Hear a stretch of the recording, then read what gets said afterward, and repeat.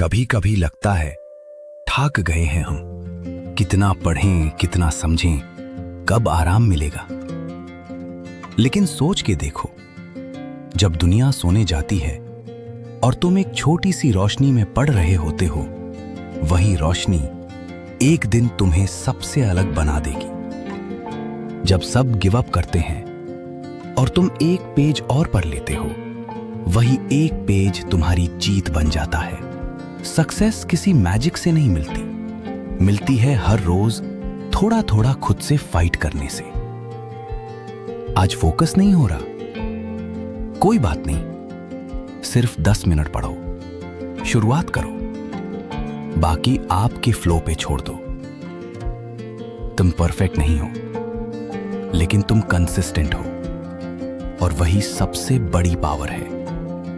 तो रुकना मत, चाहे जितना भी प्रेशर हो, जितनी भी थकन हो, बस थोड़ा और सहा लो, थोड़ा और पढ़ लो, क्योंकि ये वक्त भी निकलेगा। और जब निकल जाएगा, तुम प्राउड फील करोगे कि हां, मैंने हिम्मत नहीं हारी थी। तैयारी दिख रही हो या नहीं, पर तुम्हारा डेडिकेशन सब देख रहे हैं, खुदा भी। तो पढ़ो, खुद के लिए, अपने सपनों के लिए, उन लोगों के लिए जो तुम पर विश्वास करते हैं। जीत तुम्हारी होगी, बस रुकना मत।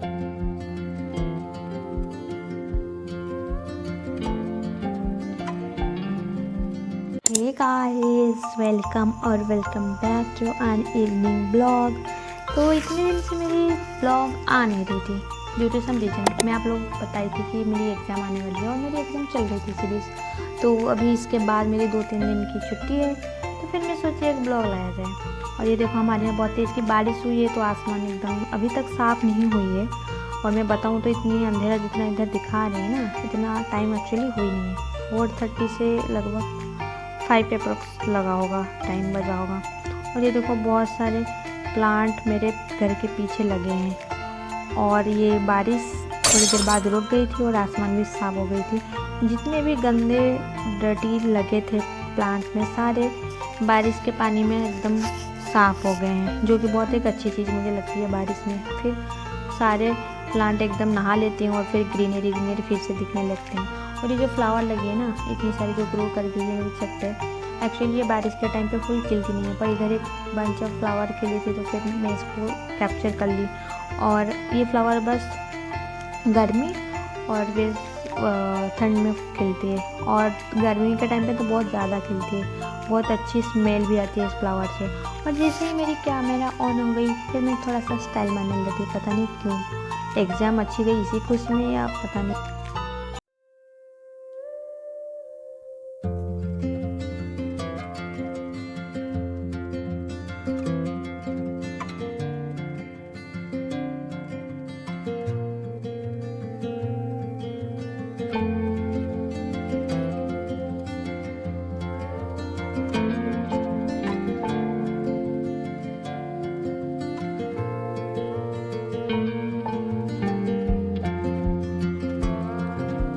फिर शाम को मैं आ गई थी नीचे अपनी बहन से बात करने के लिए, क्योंकि हम शाम को ही बात करते हैं, क्योंकि वो पूरे दिन पढ़ती है, मैं भी पढ़ती हूँ, वो टाइम ही नहीं मिलती है ऐसा। तो फिर शाम को वो हमारे लिए चाय ले आई थी, तो दोनों हम इधर पी रहे थे और बैठ के बात कर रहे थे। तो वो इधर मुझे बता रही थी कि मुझे कॉलेज कब जानी है, तो वो अपनी पढ़ाई के बारे में बता रही थी, और इधर हम चाय पी के बात कर रहे थे।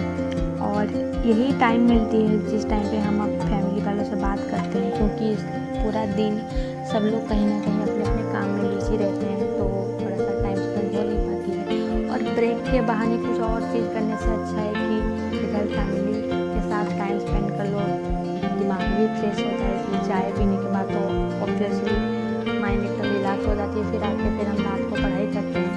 वैसे मेरी एग्ज़ाम कल थी नहीं उस दिन, तो फिर मैं आज इधर खाना बनाने के लिए सोच रही थी, वो भी अपनी मम्मी से पूछ के। तो आज बननी थी चिकन। और पहले ये कढ़ाई बिठा के फिर इसमें ऑयल गरम होने लगे, फिर चीनी डाली। मेरे मम्मी ने बोली कि कलर भी अच्छे आते हैं। फिर सारा मसाला वसाला वो डालने को बोली, और इधर मैं थोड़ा सा ही मिर्च का पाउडर डाल रही हूँ, क्योंकि इसको ज़्यादा स्पाइसी नहीं बनानी है,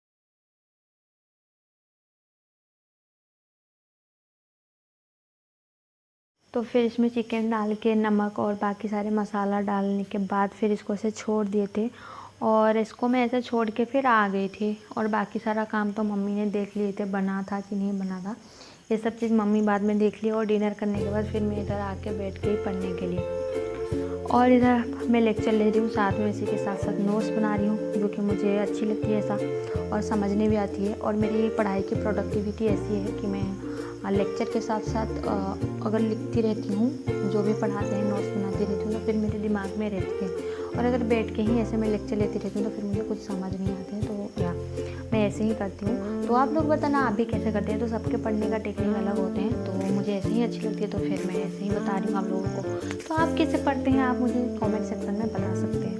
और इधर लगभग मैं लेक्चर शायद 2-3 घंटे की थी, इसमें 2.5 आवर्स की शायद थी। और इसको फिर मैं ख़त्म कर देती हूँ। और इसका पहले जो लेक्चर थे और जो पहले नोट्स थे उसको भी मैं थोड़ा सा चेक कर रही थी, कहीं से कोई पॉइंट तो कहीं मिस नहीं हो गया ना। तो इसीलिए सारे पॉइंट कवर होने के बाद फिर मैं बाकी का लेक्चर ख़त्म की। तो या बने रहे। फिर इसको ख़त्म करते करते थोड़ा सा रात भी हो गई थी, तो मुझे नींद आ गई थी, तो मैं सो गई थी। तो ये है फिर इसका नेक्स्ट मॉर्निंग का। तो उस दिन तो सो गई थी, तो फिर ये नेक्स्ट डे का है। तो इधर मैं सबसे उठने के बाद फिर मैं अपनी बेड को ठीक की, क्योंकि मम्मी बताती है कि पहले उठने के बाद ही बेड को ठीक कर लेना अच्छा है। तो फिर मैं इधर बेड में सब समेट रही हूँ। और इसके बाद फिर मैं गई ब्रश करने। और जैसे आने के बाद फिर ये सब खिड़की में खोल दी ताकि हवा घर के अंदर आए और सनलाइट भी। वैसे तो ये बारिश का दिन है, सनलाइट तो ज़्यादा आते नहीं है, पर तभी भी सारी झरके और ये डोर वोर सब ओपन करने के बाद बहुत फ्रेश फील होती है। तो फिर मैं इधर डोर ओपन करके पता नहीं गई थी मैं अपनी कपड़े सुखाने बाहर। और तो बाहर सुखाई थी, पर 5 मिनट हुआ भी नहीं था, बारिश आ गया। तो मुझे मजबूरी में जाना पड़ा, क्योंकि नहीं तो फिर गीले हो जाते। और ये देखो कैसे बारिश हो रही है, पता नहीं ऐसा क्यों हमको परेशान कर रहे हैं। और अगर अभी तक आप वीडियो में बने रहे हैं तो रेड हार्ट कमेंट करना, ताकि मुझे भी पता चले कि आप मेरे रियल सब्सक्राइबर हैं। तो थैंक्स फॉर वॉचिंग।